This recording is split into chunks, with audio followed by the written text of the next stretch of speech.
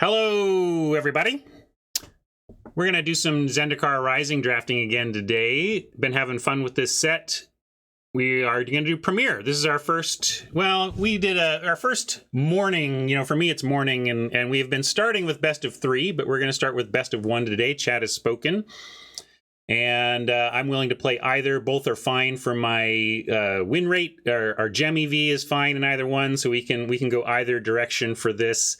And have really been enjoying. I put it in my announcement tweet this morning and stuff. And but basically, I believe the modal nature of the early late dynamic that you get from the modal nature of both the kicker spells and these land spells are both combining to create a format with strong legs in the late game, which I'm realizing is a fundamental thing in the formats that I truly love. The formats that I go back to again and again are the ones that are presenting options, challenges, and fascinating, decisions, the decision trees in the late game, as opposed to draw and pray. Draw off the top and land go. That kind of thing. So I've really been enjoying the play dynamic as it provides lots to do throughout the game.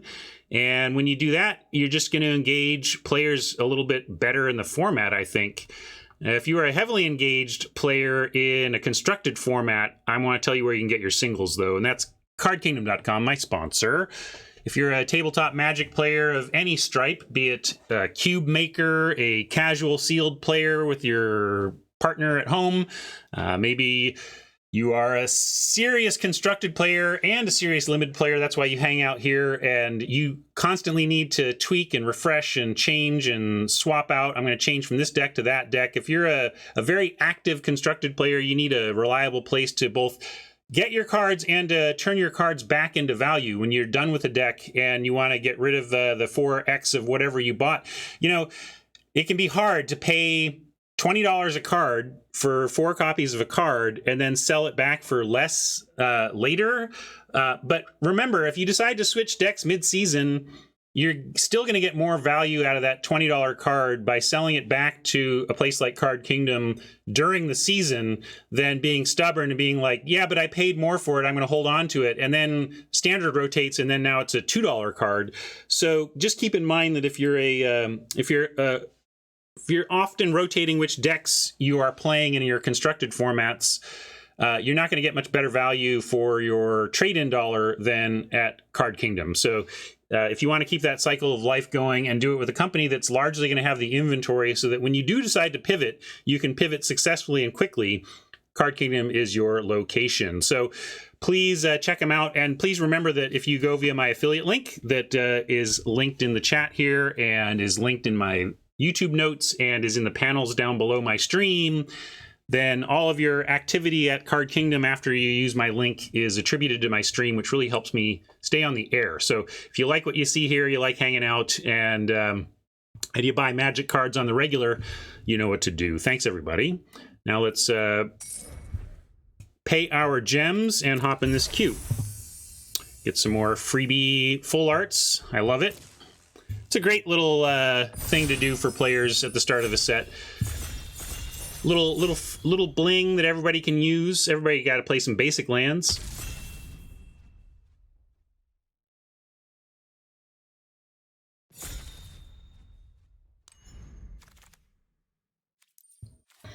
Got a gold rare. I've not read it before. I love this uncommon, though, so let's see if we can beat the domination here. I wouldn't mind starting with this, too, and work the 8 or more angle a little bit. But what do we got here? Linvala, Shield of the Seagate. 1 white-blue for a 3/3 flyer. Love it already.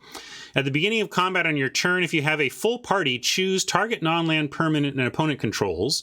Until your next turn, it can't attack, block, and it's... Okay, so it arrests things if you are at full party, and you can sacrifice her to choose hexproof or indestructible, and creatures gain that ability until end of turn. Yeah, let's go ahead and try that. That seems super powerful. Yeah, Jinx, you're not wrong. Domination is great, but also we are more likely to not play this card. But I'm also into playing around with with rares. Yeah, Deadly Alliance is a great first pick. This is more of a science pick, I'm going to acknowledge. Domination and Deadly Alliance are more grown up, but I'm going to take the rare and try to have some fun and explore because this seems cool.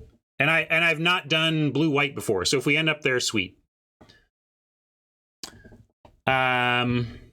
This is a great land, but I don't know if we want to take it second.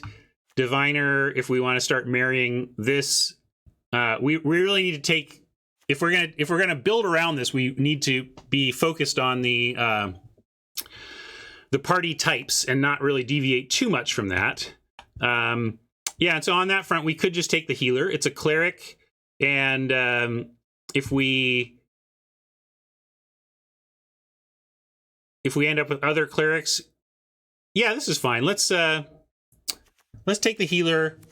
It matches Linvala. Maybe we wheel that reward, that other uncommon. And then we get a binding to go along with what's going on here. I like a royal mage a lot, but we're going to take the solid removal.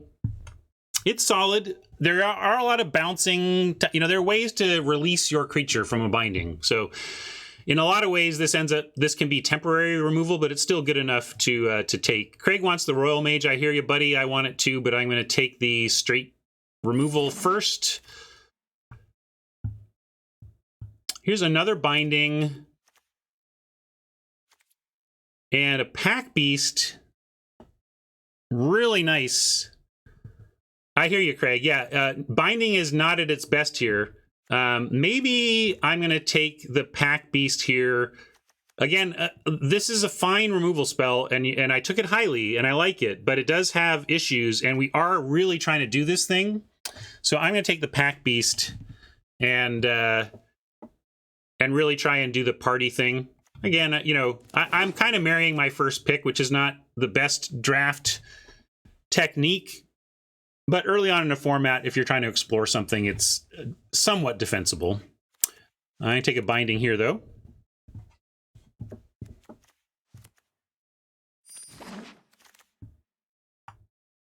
Felidar I like a lot, but it is not a relevant creature type. We could take it just to stay here and move towards it, but also this is a cleric that I like. This is a really solid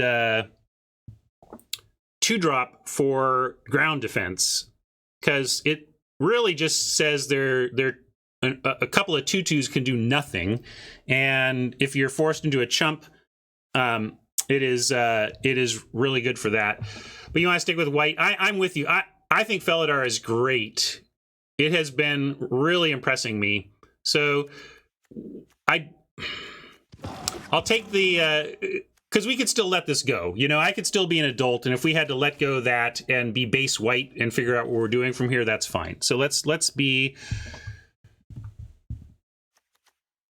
Here's another cleric we could take. Take the Skulker. Yeah, the blue has just been cut, right? Like we have not seen any good blue. So to that end, we could take the Skulker. We could take the Visionary. This Protector is not that exciting, but it is on color. We know we're white, so I'm just going to take the Protector. It's got, And then there's a Warrior here that we can pick up. And again, I think it is correct. Well, there's this Cleric. We could get into Clerics. You want to take the Vial and go Cleric? I've never used I've never been really Clerics, but if you're saying I can't get a sense of actually how good this is in the Cleric deck, but we can take it. Blue was never there. It dried up from the get-go. I mean, this is here, but it's not really a big deal. I still will take the Colossus here over Resolute Strike, though.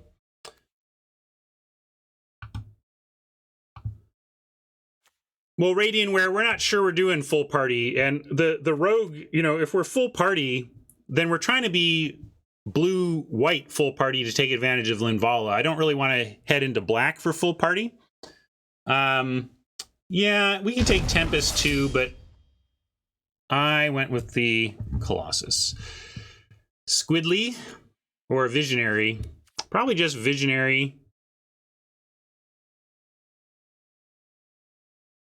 This is best of one.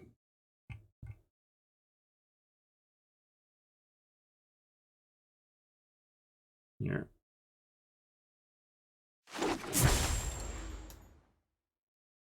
Squid, Sentinel could go in anything, but I don't want it in anything unless we're going to put counters on it.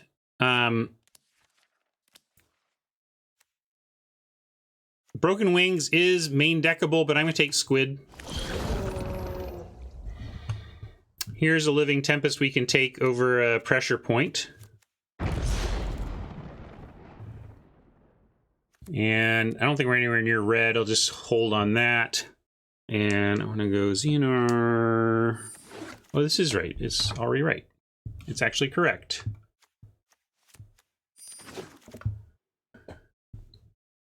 Well, at the very least, we got paid here. Pretty easy. I would love a fledgling, but we'll take the mall.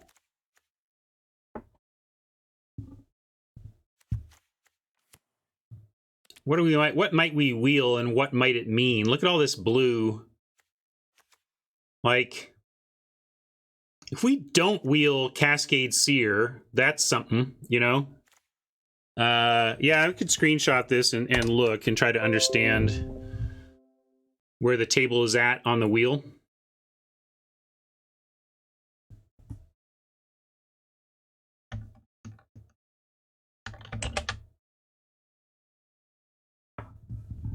Taking them all, and we'll see what wheels. Shadow's Verdict 3. Oh, this is the Wrath small stuff. Besides the white, we've got dabblings in blue and green, so I'm keeping an eye on that. And I mean, we could take Ascetic. Oh, that what a miserable second pick that would be, right? Ugh. I don't want to run Smite in best of one. Yeah. Well, the reason I was looking at Ascetic is for party stuff, but yes, the Beast would be better in that spot. And yeah, you're right. Like, we can still pivot to black, which seemed pretty open-ish. We could even take a I'll take the Stomper here. I don't know. Yeah, this is awful, Scott. I don't know. Hey, we got a Fearless Fledgling. We're just gonna be mono white. That's the plan. Mono white's the plan.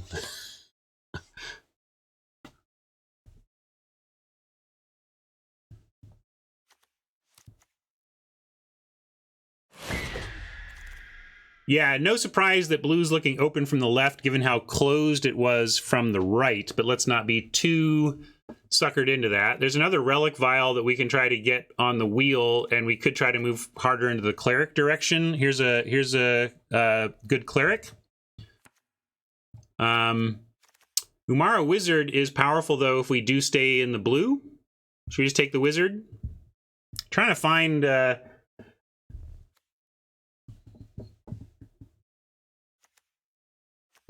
What adept are we talking about? Oh, you want this one? Yeah. I know we won't find any blue pack 3 Hajj, but if we're heavy white, light blue, that's okay.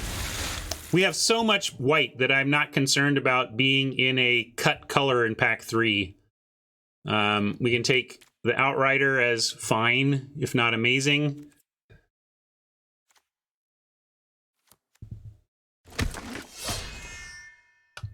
Here's the Allied Assault that I would like to pick one up if we're doing, but we could take the Farsight Adept here. I'm on taking the party stuff while we can. I haven't played an Allied Assault yet, and we could take the Cleric, but I really want to try this Allied Assault.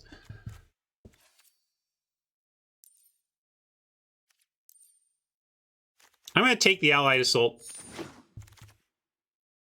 Here's where we could take an Adept, but we have a Bubble Snare here, or another Cleric.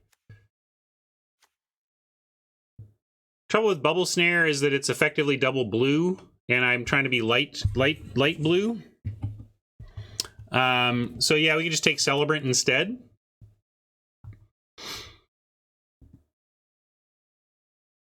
Hodge wants the Snare. So does Scott. I'm going to take the Celebrant because of the double blue factor on that. If it was single blue, I'd be with you on the Snare. But Hodge, I think you're right that we're not going to get any blue in the third pack, so I'm trying to stay really light on it. Although there's nothing much here. I guess I'll take... Are we really taking the Ox? Ugh. Ox is fine. All right, I'll try it. At least put it in the deck. Practice is all right. This is our wheeled pack. So Fledgling, Vision, Thwart, gone.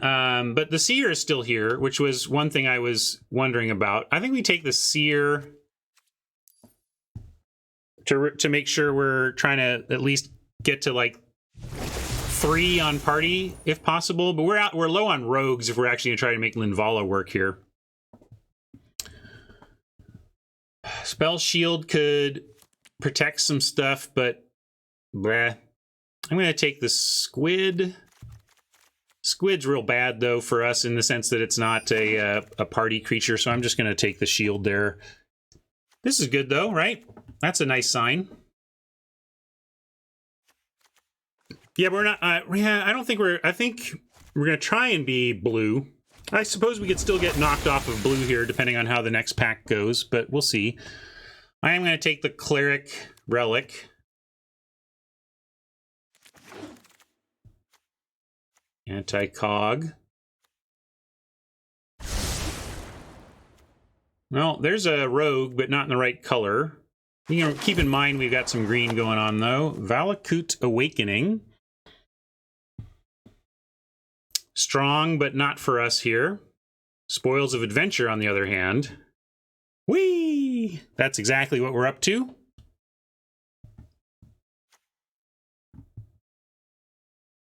Canyon Jerboa is nice, very nice. But I'm taking spoils.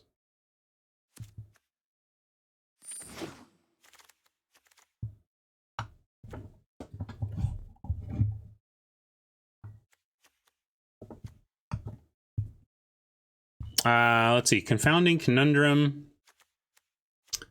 Journey into Oblivion. Oh, that seems good. Party Journey.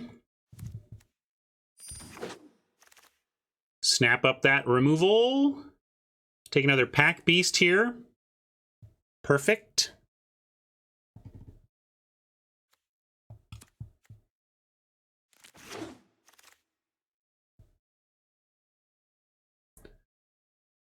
Another Allied Assault. Now I wish I had taken the other card. I just want one of these, I think. But we could take the land.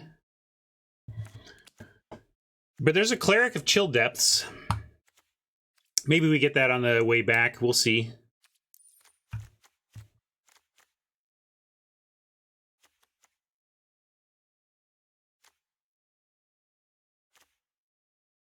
All right, we'll try. Blue Cleric is underwhelming, but it does do what we want in the sense of filling out the 2s, slowing down the game, and giving our stuff a chance to shine. I'm going to take another Felidar here, though. Another Spoils in.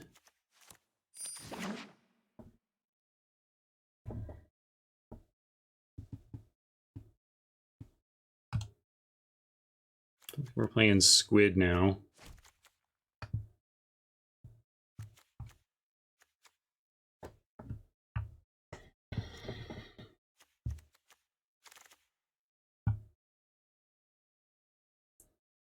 All right, we got a lot of options here. Seagate Banneret helps fill out the party stuff. Maybe better than the Cleric, since we don't have many warriors here. It's probably one of the ones we're short on. So yeah, I'll take the 1-drop warrior, but I don't love it. Do we have enough wizards for the Chilling Trap? I don't think there's much else here to take. I'm not running a squid. I'll take the trap and we'll see. But I'm going to throw this on the board. I mean, I can look. I know. Wow, everybody. Look at Canyon Jerboa comes back. So does Tazim Raptor for getting land back. So does Farsight Adept. You know, I like the Farsight Adept in this kind of deck, but we do have wizards from blue, so it's not like we need this for the wizards. We'll take the Jerboa. We're going to be very creature heavy, I think, because we want all these party creatures, but we don't want to bench these non-party creatures.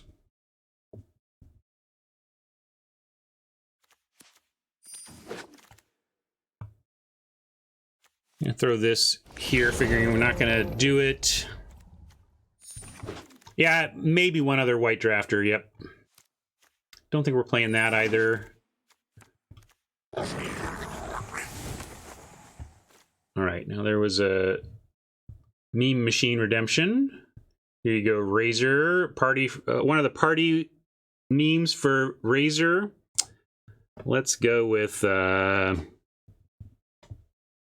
one. Oh, hold on, not in the right scene.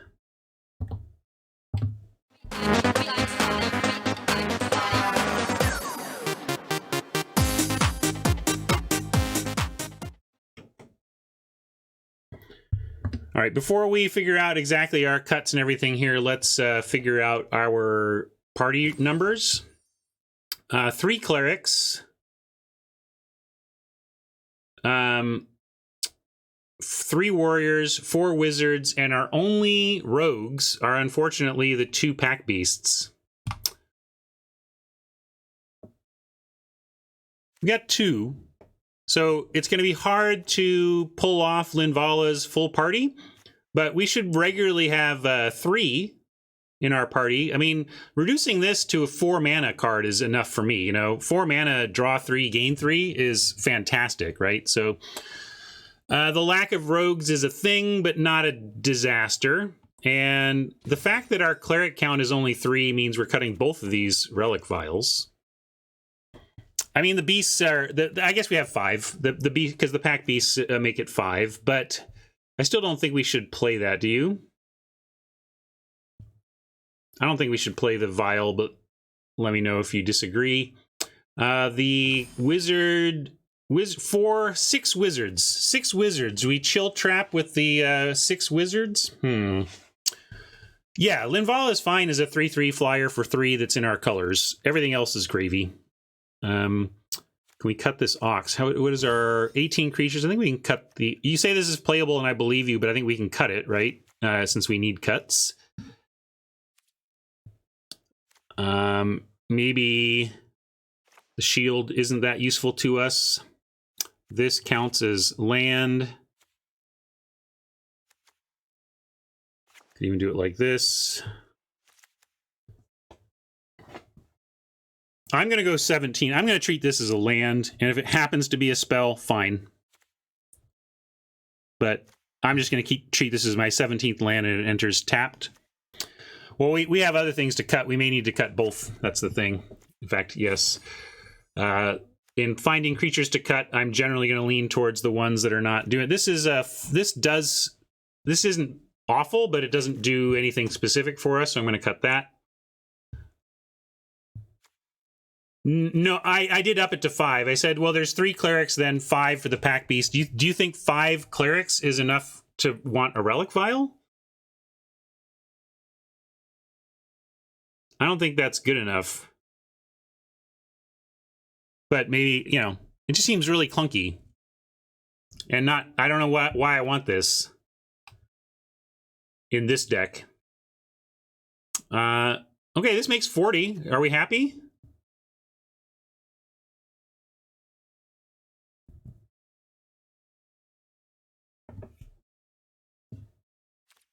I'm not happy about our 4, 1, and 2 drops. That's not great. But there's not much to be done about it. We could play anti-cognition on the strength of it being a 2-drop. Yeah, we could add a squid in. I don't think I want to cut the 1, but we could add a squid and cut something, again, less important. One of the Felidars. I don't want to cut the creature type, though. I see this as a... It is pretty weak. But what's our other warrior count? We have 3 total warriors, so we would have 2 warriors plus the pack beast if we cut the banneret. And certainly, you're right that it's barely worth counting this as a, quote, early creature since it doesn't interact in combat well.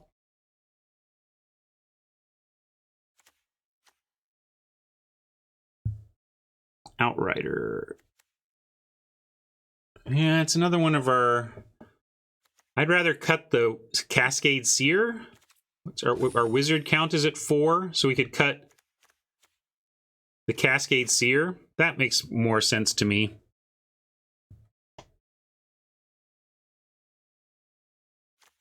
Yeah, it's true. I forgot that we had this one as well. But this I like more as a creature. I think that this is fine. I'm going to try this. And we have Spoils of Adventure, doubles there. Double pack beast. I'm looking for names here, of course. You come up with a great name while I swap the lands. Something about spoiling. No spoilers. All spoilers.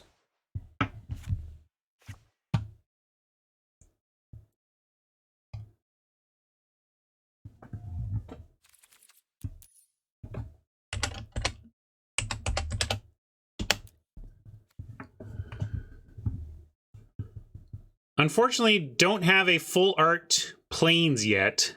So if you want Zendikar, I'm going to go...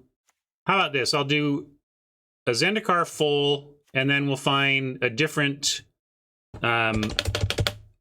planes that's full art that is acceptable. Do I not have one except for those two? None of the other ones even look close.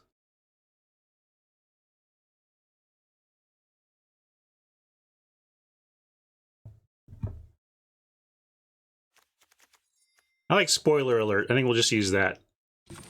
I like... Yeah,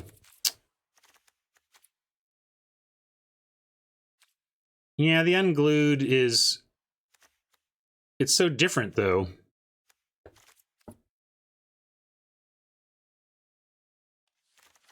Both of them are.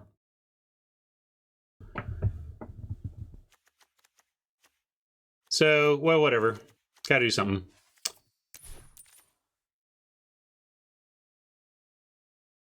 This is fine.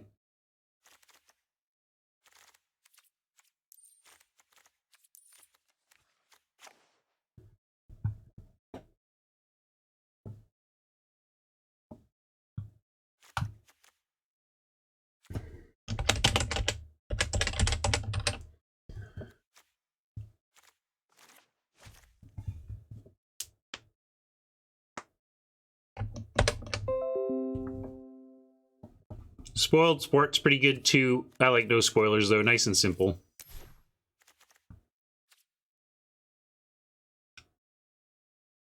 Scotty's asking how to cut lands for flip lands. Sure.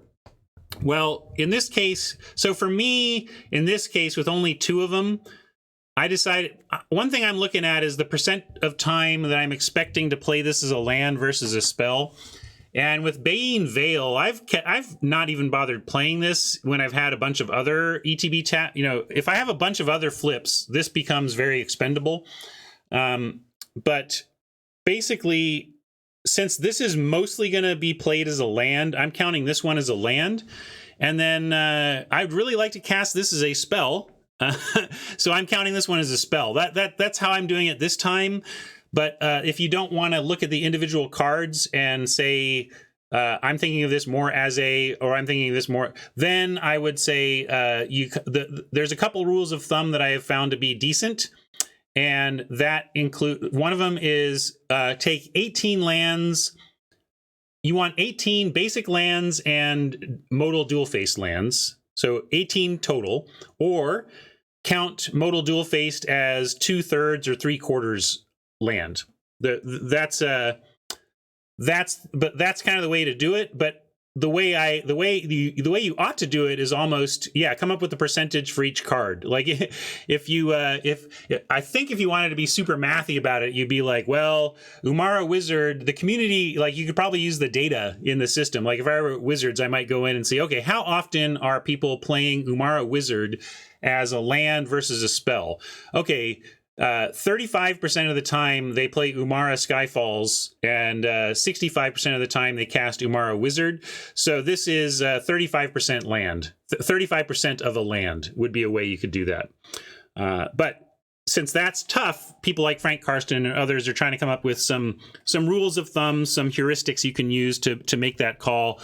And I think the 2/3 of a land, 3/4 of a land, or 18 total sources between your spell lands and your basic lands are some good ways to think about it. So with that, let's charge in. I will see what you think of this one. If we played this out 1,000,000 times, what would our average win count be?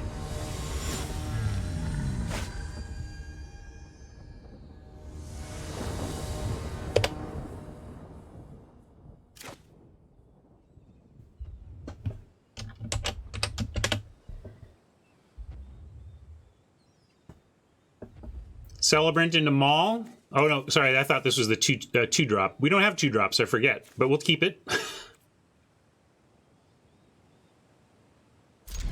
So I find the Veil so disappointing. I'm wondering if am I supposed to play it? Well, now we do a 4th land, so the answer is no. We'll see about playing this as a useful spell at some point.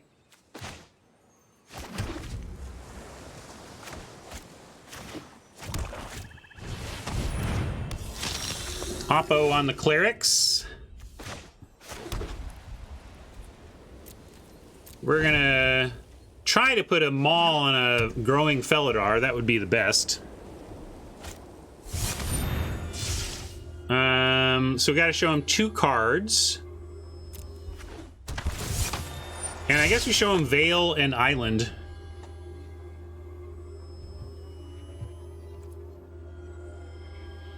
Or maybe even, yeah.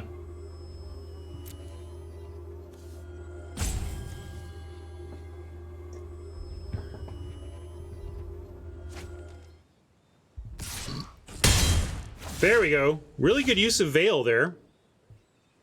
Discard fodder.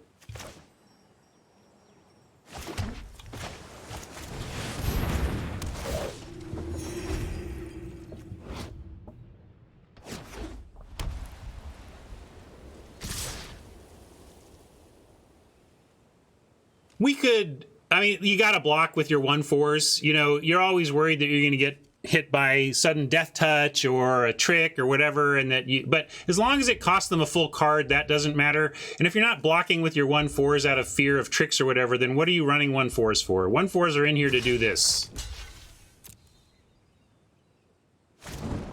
Exactly. So I'm okay with that. Traded for a card.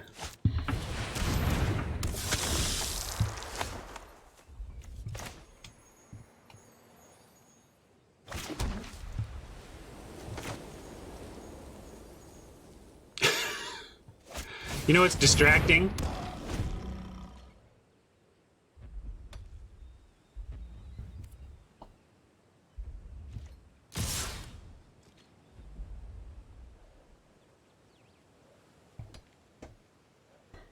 I am not going to risk my Felidar, however, because it has a job coming up.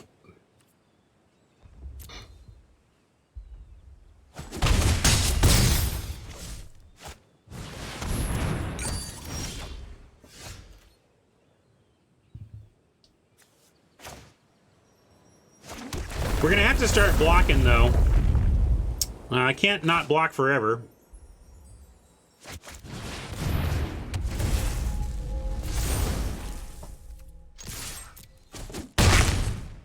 And this has to live. I kind of feel like what happens now is Felidar dies, and so do we.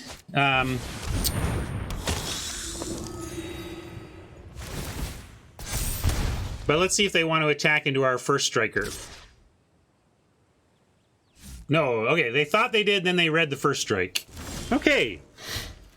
That's good. If the Felidar is holding off their entire team, not bad.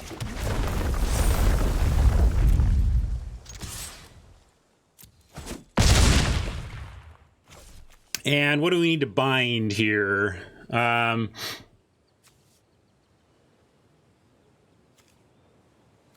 And maybe the Skulker? I mean, is it like sacrifice a creature, draw? It's just, yeah, we just give them a card. But it does make them spend time on it. I know that they get to sack whatever we bind, but we can make them sack something. Yeah, as long as they're going to sack, let's make them sack the good card then. And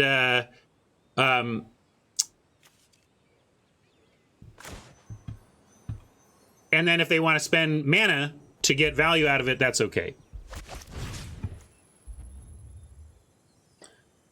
Well, we could wait, but like let's say they kill the Felidar. They untap, find removal, and kill the Felidar. We really want the binding on the cleric at that point, and we're just giving up the game.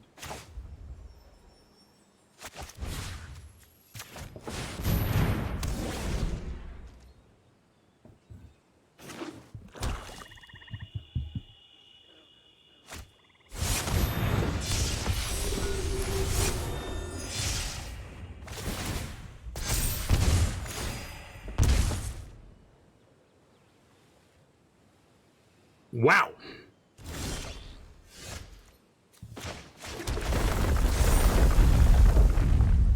Yeah, it's the thing. Binding is a high pick, but it's not amazing. It's double white and has some severe shortcomings in this format.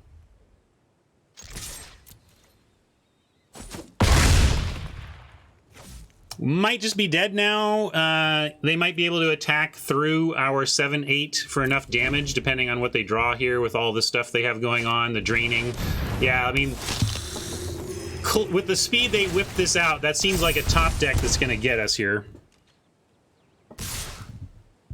3, 4, 5, 6. Although, I guess we have a little time. Yeah, I don't know what tricks they've got, but I'll make the blocks we can.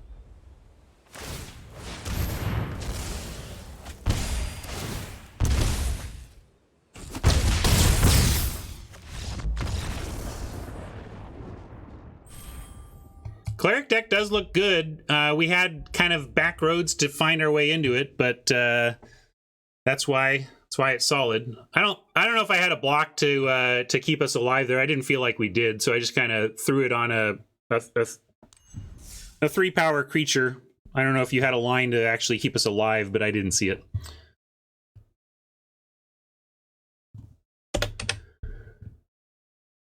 Let's not gloss over how badly not having a 2-drop hurt us there.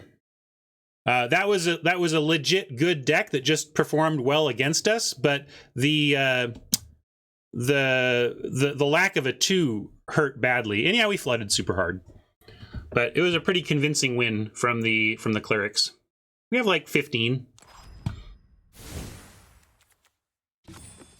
16-8. And yeah, I guess that counts as a creature, not a land in that count.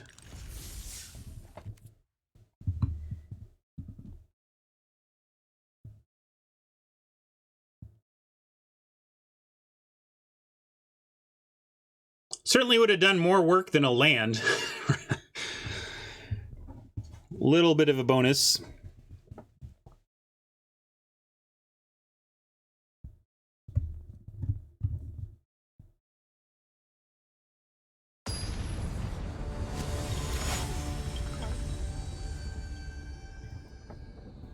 All right, let's take it out on Corthort here. Coming for you, Corthort. And we like this hand.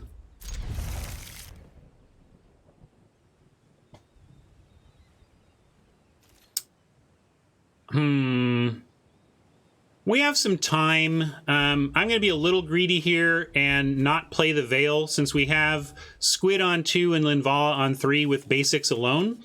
Where this could punish us is if we find exactly a 4-mana card to play on 4, and this is our only land for turn 4. But given that, I am going to take that risk.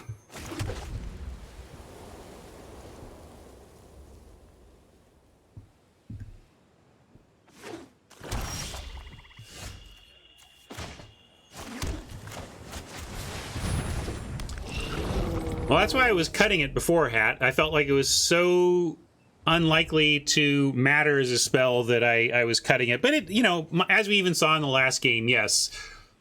If you're top decking this late and it buys you one more turn instead of being an island and you're dead on the spot, that's legit.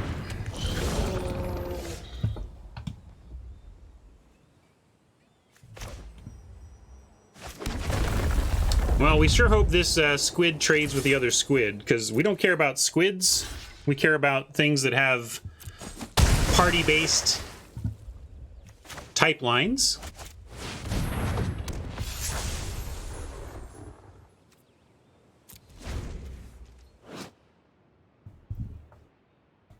Right now, she's just being a 3/3 flyer for 3 with a bunch of text, but I'll take it.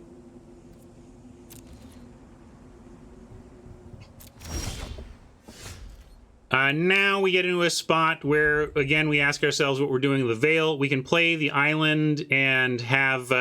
this doesn't have flash or anything. I think we probably want to... Nah, the Pack Beast is going to reduce the cost here. That's the thing. If we play this land, play the Pack Beast, Colossus is guaranteed next turn. So I think... Well, not even a chance. Well, yes, if both of our creatures survive, we will be able to cast Colossus on 5. I think that is worth it.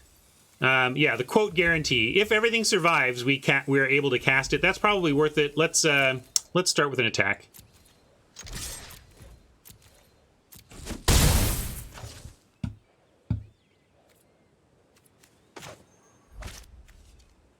And we'll give ourselves an excellent chance, how about that, of a Seagate Colossus next turn.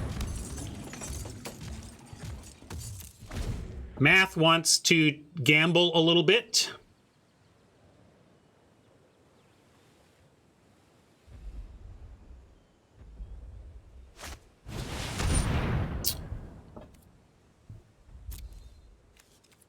Well, we're gambling, Math, because we need to draw that land anyway now.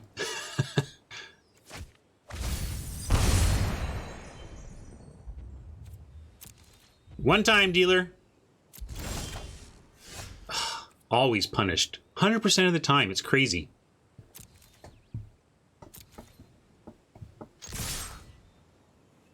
Are we worried about another one? Do we want to use this for damage? Probably not. You think? You would go for 9?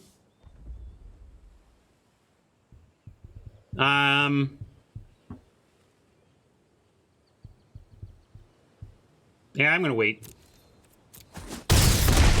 May lose it by holding it, but honestly, if Oppo goes for another Mind Drain and we attack for another 5, it's really not the worst for us.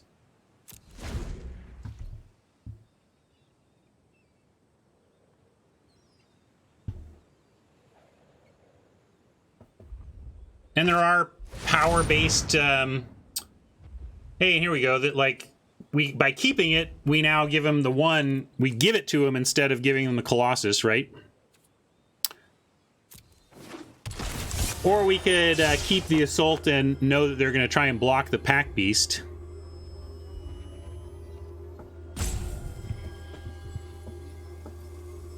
Yeah, I think we keep... Well, they're both tribal, so I don't know what you mean. Yeah, I'm on giving the Assault, so's Hodge, so... When Hodge agrees with me...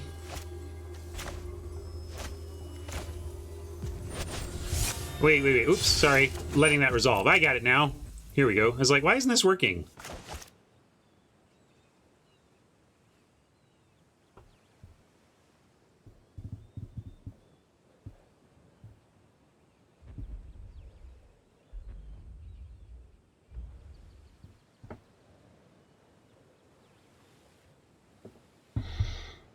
What's going on?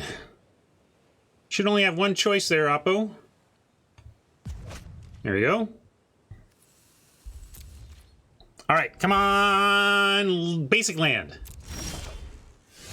Pack Beast is interesting. We'll play it. Get in for another 3.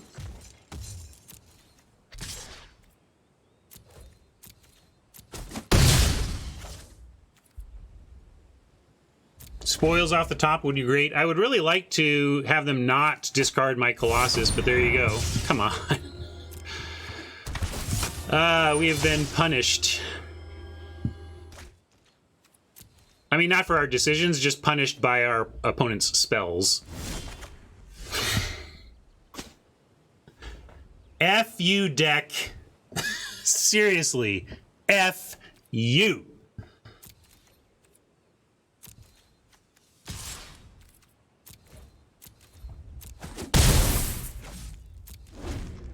That was me being bad manners to my own shuffling, not to my opponent.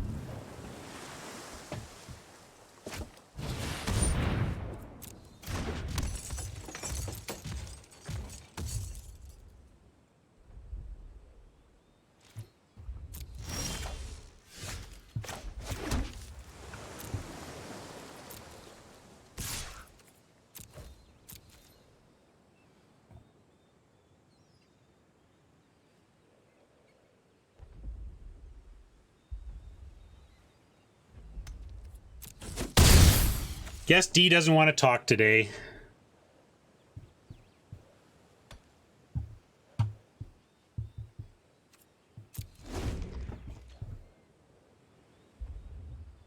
Yeah, it sure looks like it's flying. But this acquisitions expert is doing the Tom Cruise hang from a thread thing.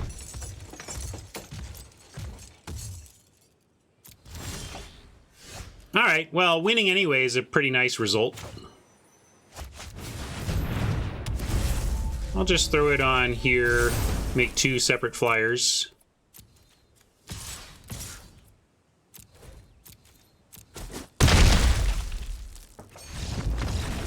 Alright, got there anyway. That's the thing, discard is a lot like milling. It's really painful when it happens, but it is costing your opponent cards, and you can often win with what you've got going. And you can then top deck around it, right? But it's a really frustrating mechanic to experience, you know, to take your action and see it go away.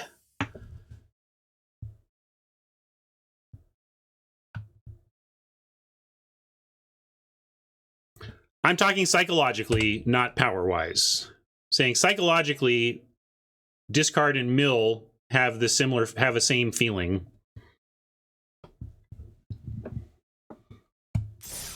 I will not apologize, deck. You give me what I want when I want it. I don't care that we won. You shouldn't have made it that hard.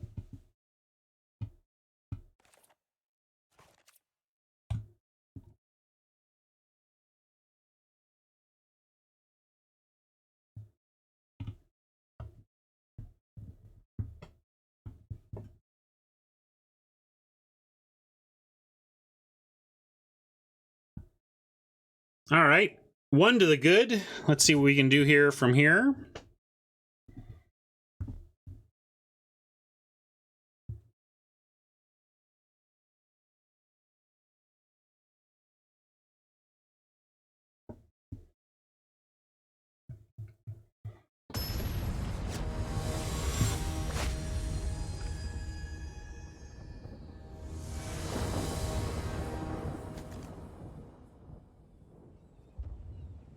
All right, reasonable. I'd like something to do on 3 besides a Nahiri's Binding, but we have a 2 and a great 4. We have no tribal, but I'm keeping.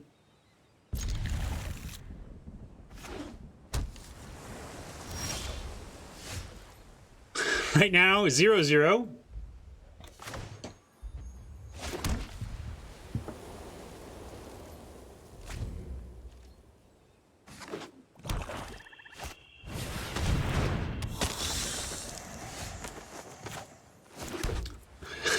Zero, no discount Colossus.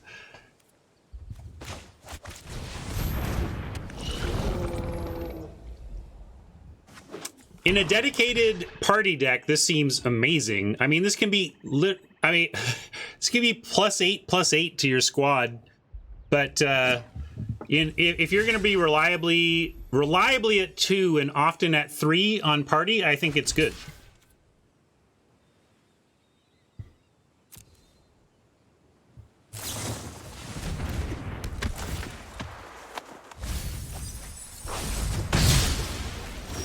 So, in a sense, we got 0 for 1, but given the result is a duelist, it's kind of like halved for 1. Or, you know, or 0 for a half. You know, like, this isn't super valuable, but it is a rogue. It turns on the death touch here. Let's get the oops, yeah, sorry. I didn't see we drew this. Just saw we draw it.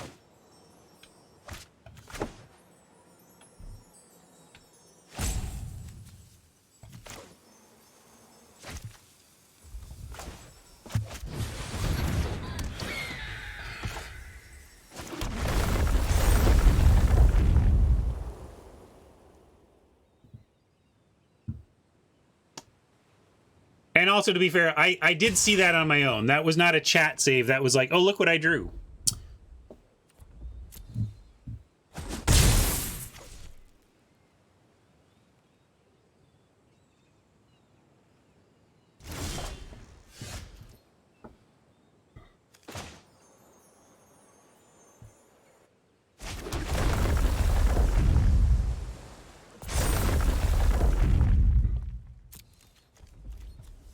Fly, fledgling. Worried about all this open mana. I don't know. I'm not really keyed into the instance I should be worried about yet, but I'm definitely gonna send in and see.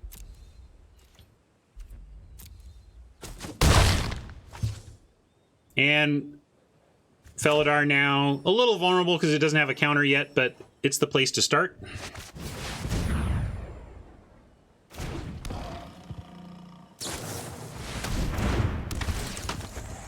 Indeed.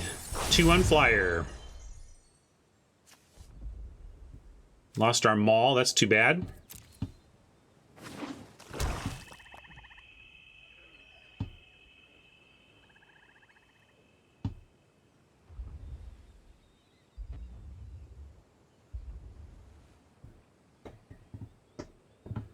Death touch is a concern, but they're sending with it. They want to race. Okay. Okay. We don't have much else but a race. Hopefully.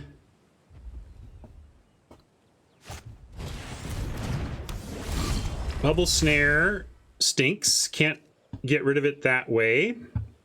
Didn't really end up with any bounce, did we? So this is kind of like locked for the game. We can... Looks like we're going to have to bind here.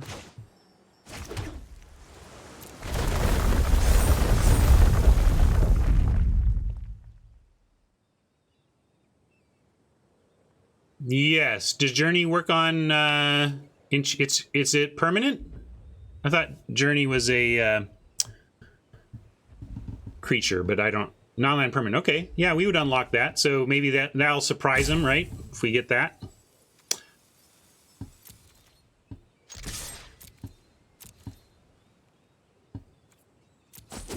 This 0 on Allied Assaults and Seagate Colossus is pretty lol. Gotta confess. But we'll block their... arrest their Death Toucher.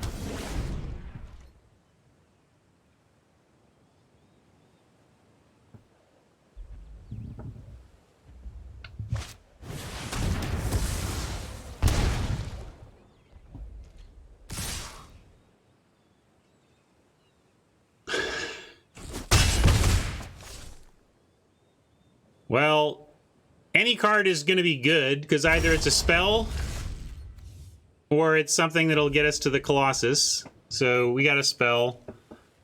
This is a great card, but it's not being great here.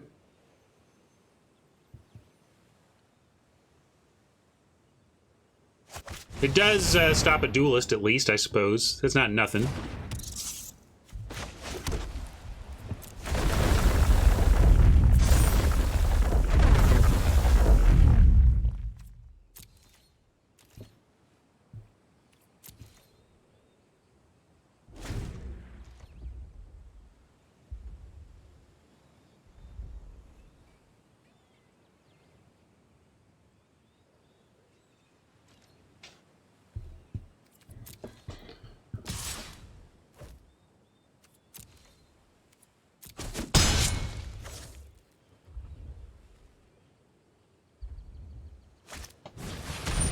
Yeah, its floor is bad, and maybe this isn't the perfect deck for it. This is going to be a lot better in better versions of this deck, but when I still think it's hard to deny the best case. We have to look at the whole case, but the best case really does help balance out these times.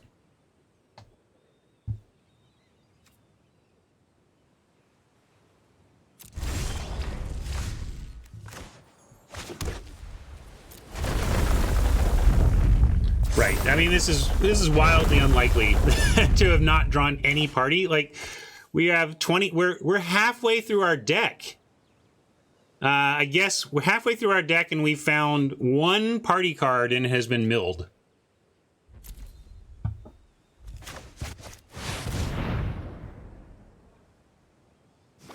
I was ready for the counter, being like, sure, now counter the 7-drop. Nope. 2 spoils, have seen it 0 times.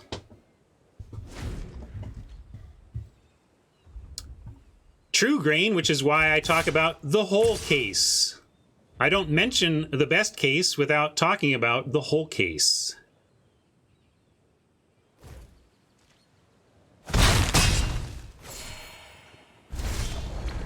I want mouse on D. We're at 6 and they could kill this. But at some point we got to kill them. So now we'll send Colossus. They're just going to chump that though. But if the Colossus is going to be chumped, then we probably should send in both.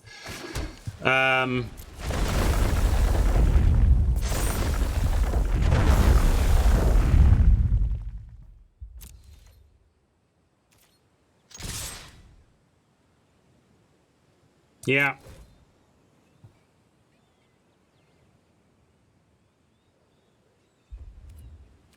Look, it's +2/+2 now. If they don't block, we win.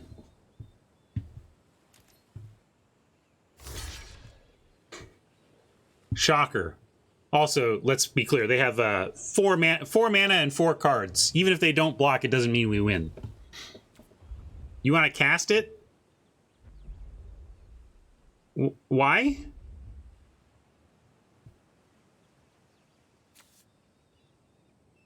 Does he give trample?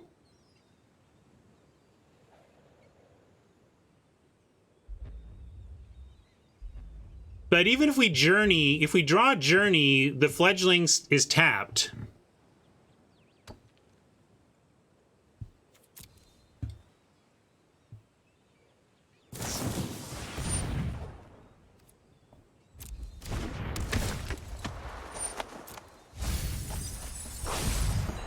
Uh-huh.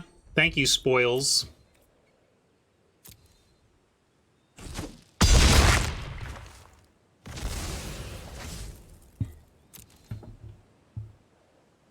One, two, three. All right, now we're just dead.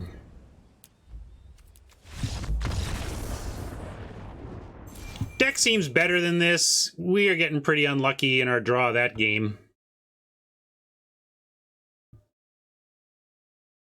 Oppo's deck was fine, but didn't seem amazing to me. I really don't have a ton of respect for the 1/1 Flash Rogue. Maybe I'll come around on it, but it feels like a half card to me, not a full card.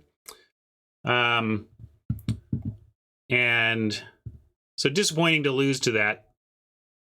You think it is? I think it's better than this. I think it's better than this. Although the lack of, I mean, that was unusual to have none of our party synergies in that deep into the deck, Hodge. That was just unlucky. Come on, that was unlucky. These are good cards. This is fine.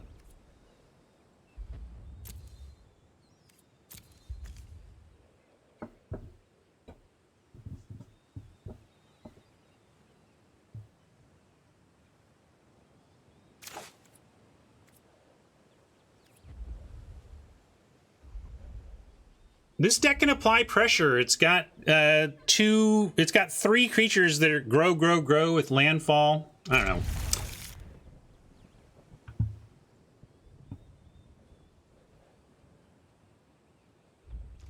That's fair, Hodge. I'm not saying this is an amazing deck. I'm saying it's better than last game, and better than the 2 losses have shown. Is my stance here.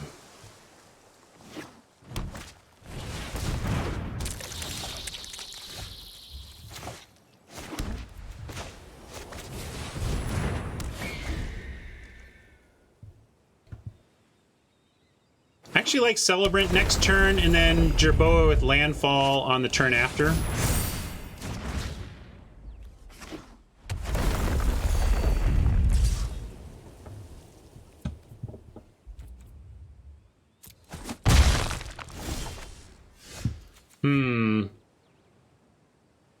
I guess we'll hold that. Looks like we might be in a racing situation here.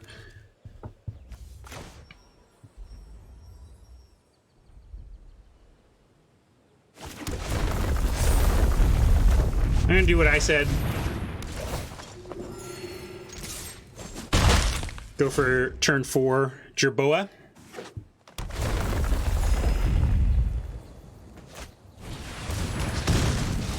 Good timing for them. Just about to get out of range.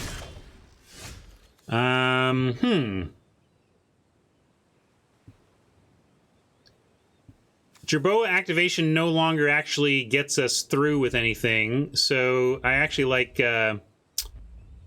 Island Felidar here.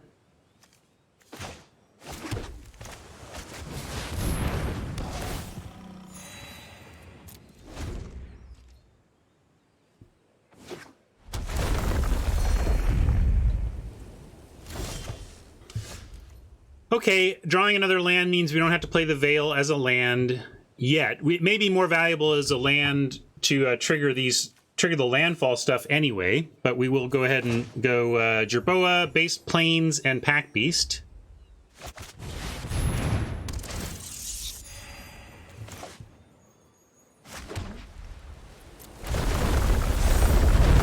Well, if they have Might, and they... Let's see, Might goes 5/5, right?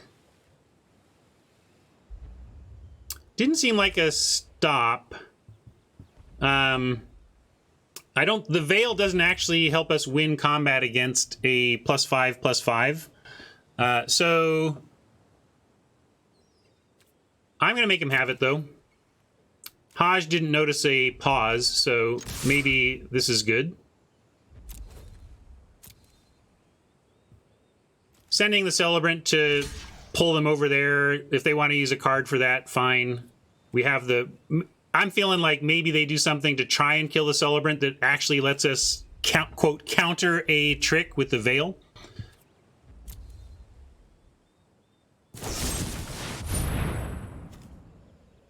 Too bad. I actually want to lower... I wish we could shrink our own creature. We can't.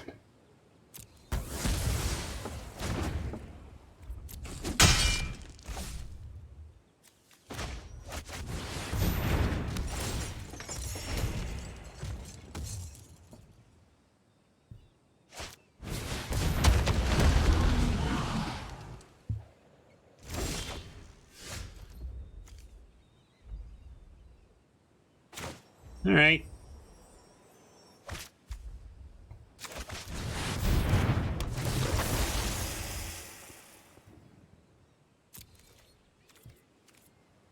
Yeah, but he's often wrong.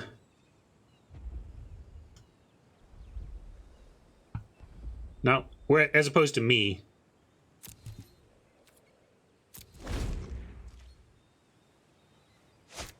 Haven't been wrong yet, right here.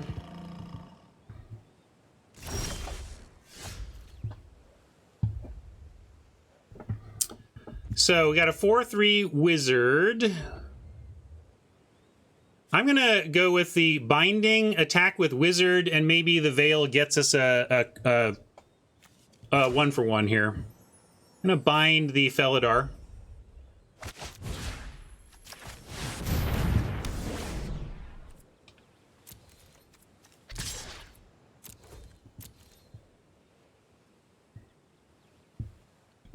Because on the surface, this looks like a one for one. They double block and get to choose. But now, now the question is, do we want to kill the gecko or the nectar pot more? I guess if we get rid of the nectar, this can't really grow naturally anymore. It's like stuck at a 2/4. The gecko could conceivably get much bigger, is the thing. Yeah, so even though this is the bigger threat right now, the gecko is potentially the bigger long-term threat. Although this isn't really a heavy kicker color, but, you know, green has plenty of kicker.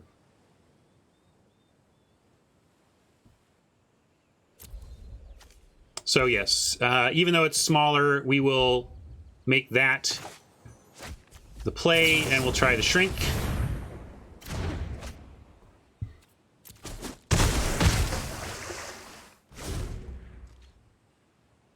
We have another binding too, so we can just bind this. Never mind. I think we're going to bind this.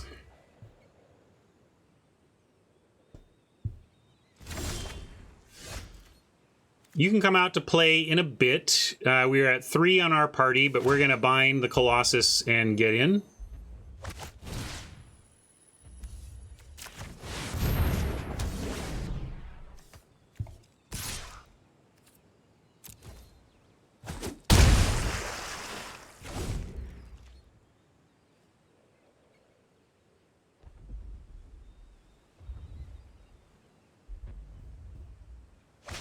Oh, Linvala is 4. Nice.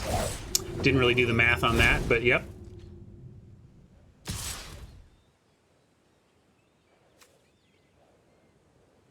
Wizard, whatever we need. Cleric.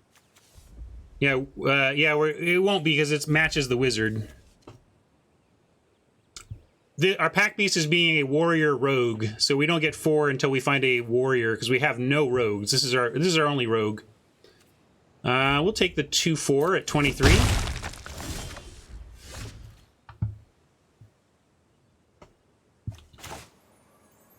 Let's see. Yeah, I think we can. Let's see. They only have a 1/1 blocker, so yeah, we just go Linvala, or we go Plains, and I'll play Linvala in case we need. It doesn't even matter. We just do this and attack, right? And we can do this first. I guess I'll hold because it doesn't change anything to show that or anything. Yeah, I'm not sure why they're choosing to race 2 to our 27, but we'll take it.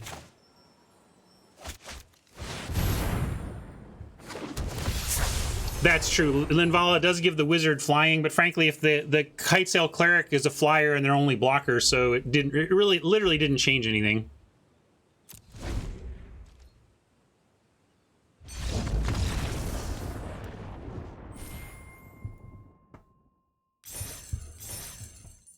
All right.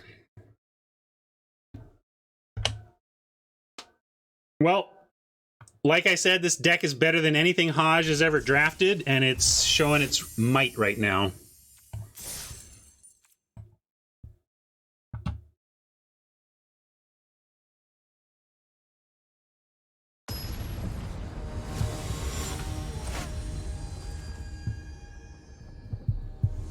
It's like chat doesn't believe me or something. They're laughing at that like I'm not completely serious. This looks nice. Squid into Linvala with Journey at the ready after that for 4 with Linvala. Love it. Binding for anything nasty.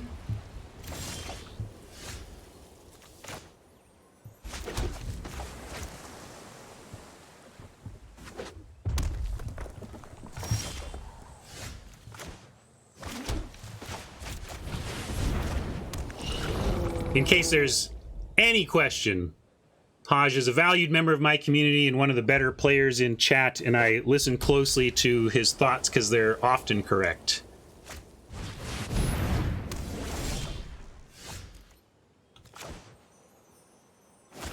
Usually correct is what I should say.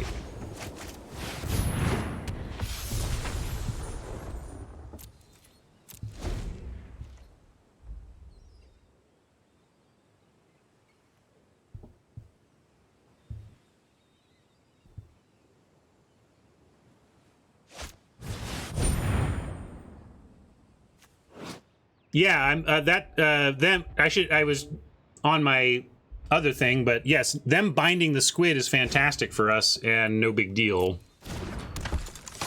Us binding War Leader, not so great. But Oblivioning the War Leader is fine. I say not so great because it's static ability, and there's a lot of statics in this set, which is why things like Nahiri's binding aren't quite as good as they have been historically.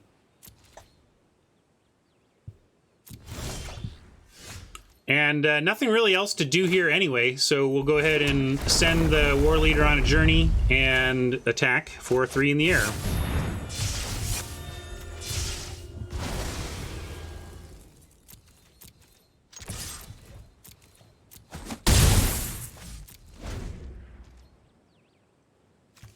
Getting a little more land than we need.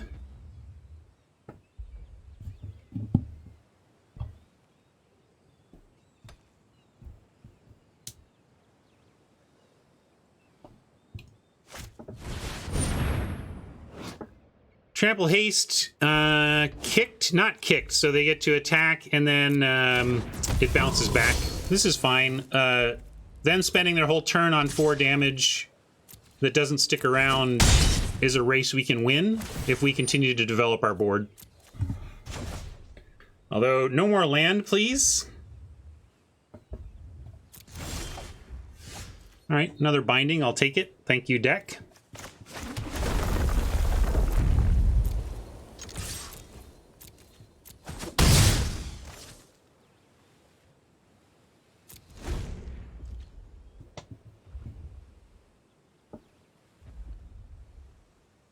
Yeah, this is this is a well-placed removal spell in the sense that, from a design standpoint, in that it looks familiar and powerful, but has some significant knocks against it in this format.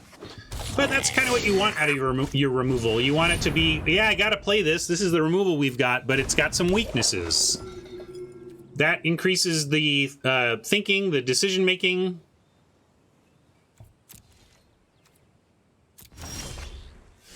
Ugh. Where are we going? To Neverland. Neverland. Neverland. Oh, I still don't have that fixed. Sorry, it's supposed to be Here Comes the Flood. I gotta do it over here. That's right. That's right. I can do it if I do it over here. Here's what I need to do. Where is it? Oh, here comes the flood.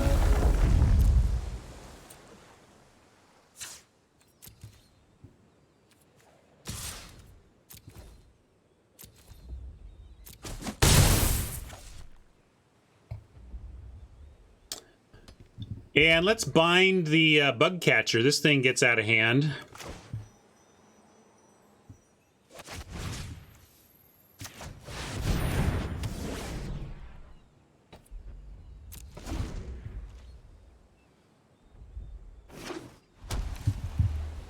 I could have played a plains and double binded, but I don't really want to bind. Let's see, you can.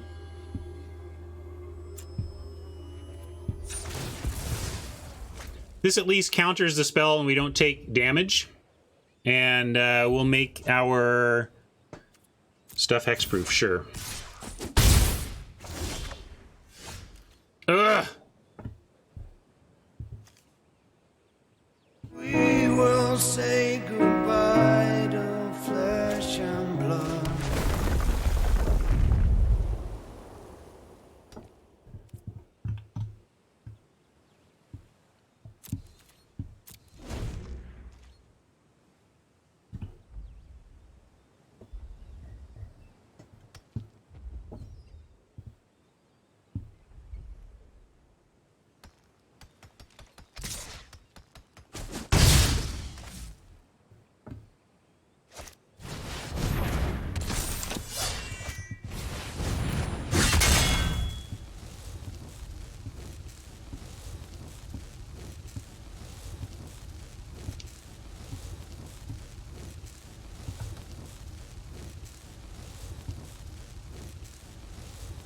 Come on, deck, give us some help.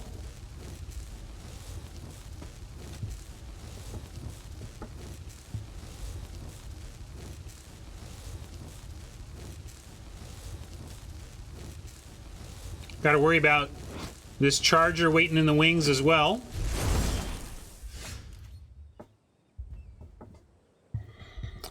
Let's see.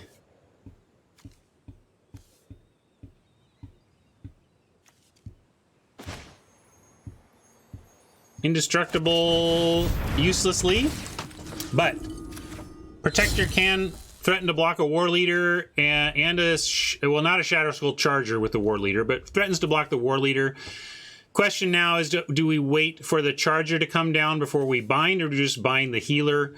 I think we should just wait and bind the Charger and take 4 and threaten to block. Well, actually, with the haste, we'll take 8. Take 8, bind the Charger, keep the war leader back with the protector, and draw some sort of answer to one of the other creature, this creature, so we can survive the turn after that. Oh, it is +1/+1. That's true. So do we bind the war leader so we can threaten to block the healer? Maybe we don't bind either one, and we just look to block the healer.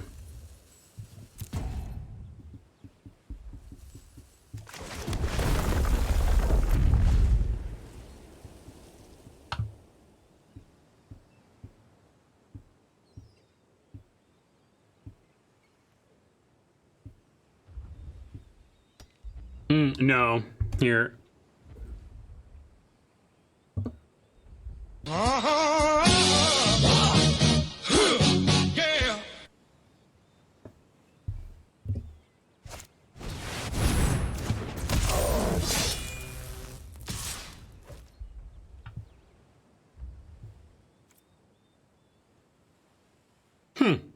Surprised they don't want to, I mean, they attack with everything, and we have to block the healer. Like, 100% have to go to 1 and block the healer. I'm really surprised they didn't swing out.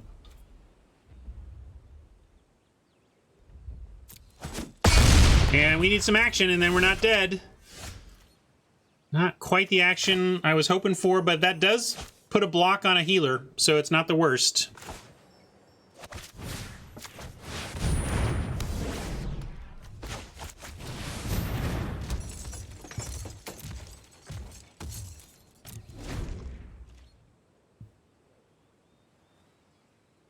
And we do have a double block kill the war leader spot here if they try to attack with everything. And we have a single block protector on healer if they only attack with healer.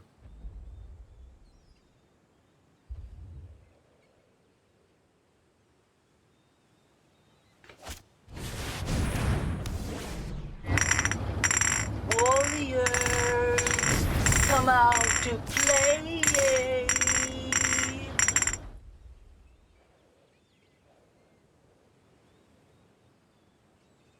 Ask, and ye shall. Let's see. Now we're in trouble, though. You have to do a force block here.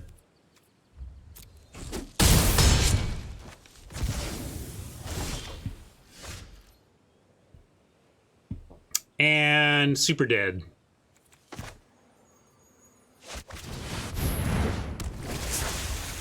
This deck was not great. Haj is not wrong. I'm not saying this deck is great. This deck was medium, but it was also medium and had some bad luck. We could have eked out a couple more wins, maybe, but the mediumness of the deck plus the bad luck with the draws combined to a 2-3. Oh well.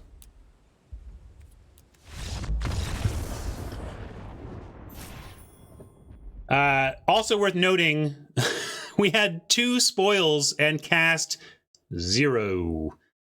0 of the best card in our deck. And I do think it was better than our rare.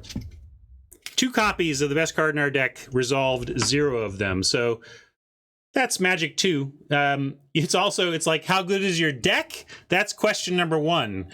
How good is the percent of the deck that you draw is the other question. And we drew a decidedly medium part of our decidedly medium deck from decidedly medium packs. But the memes around here, they ain't medium.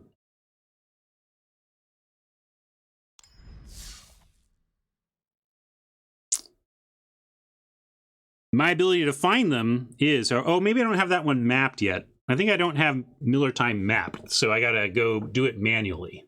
Here you go. Welcome to Miller Time. It's brewed here. It's yours and mine.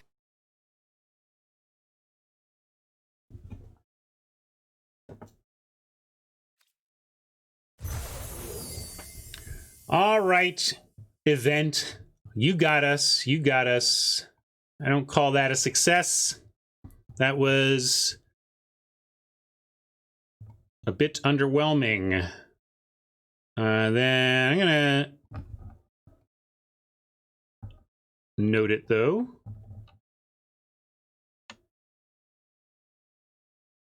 Wait, today's the 23rd, so yesterday was 22nd. I got everything all screwed up here. What's going on? I apparently don't know what day it is anymore. Is what I'm learning. If I ever knew, speaking of Groundhog 2020.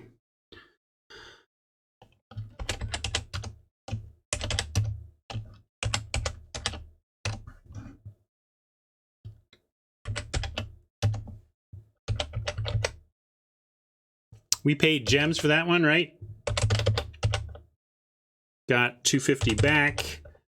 No gem grind. And we called that one no spoilers.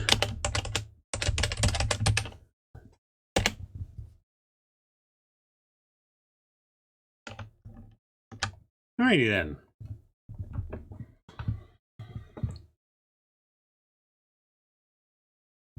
A Little Bit Normal asks, I took the Gold Rare Wizard card for Science. How do you feel about it after playing with it? It is what we thought it was, in the sense that it is primarily a 3/3 for 3 that flies, efficient little package, and the protector aspect is legit.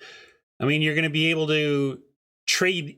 You're going to be able to use it to save your a more important member of your team, but often it is the most important member of your team. So I find the sacrifice effect to be more about constructed, where you're running that in constructed and protecting your team against wraths. But yeah, full party is hard to make happen. So we were not set up well to do it there. One of these days we're going to get a nice situation where we've got like 4 of each type, each party type, plus a couple of pack beasts, and then you can reliably get to 4 and have a complete party, and then it might be really the centerpiece. But really, it feels like a constructed card. Feels like most of the rules text is constructed, and then fundamentally it's a 3/3 flyer for 3, which is of course good enough.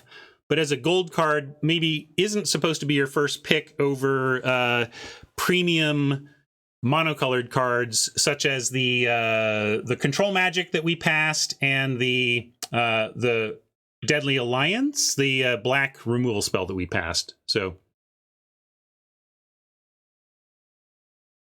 it was below pull me into these colors because it's gold. I mean, if that were a blue card, if it were just mono blue, it would absolutely pull me into that color. It's just a higher hurdle to have something pull you into 2 colors.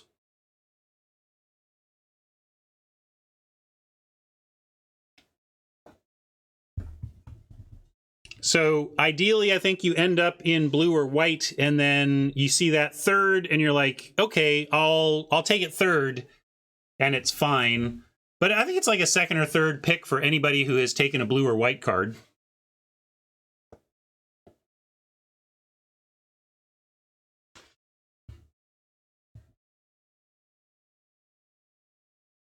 You want it again?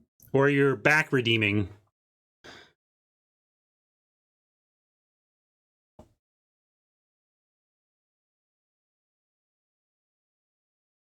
Are you paying for it after the fact, or you want it again? What are we doing now? We can finish the draft we started yesterday, or start a new one.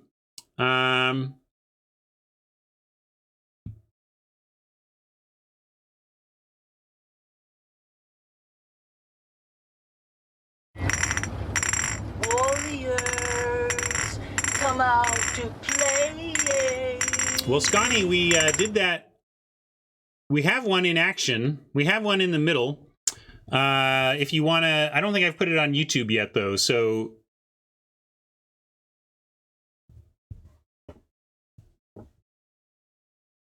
Yeah, I don't like splashing cards whose value is their curve positioning, right? A 3/3 flyer doesn't match up well against common flyers in the set. There's a bunch of 3/4 and 4/4 flyers at common and uncommon.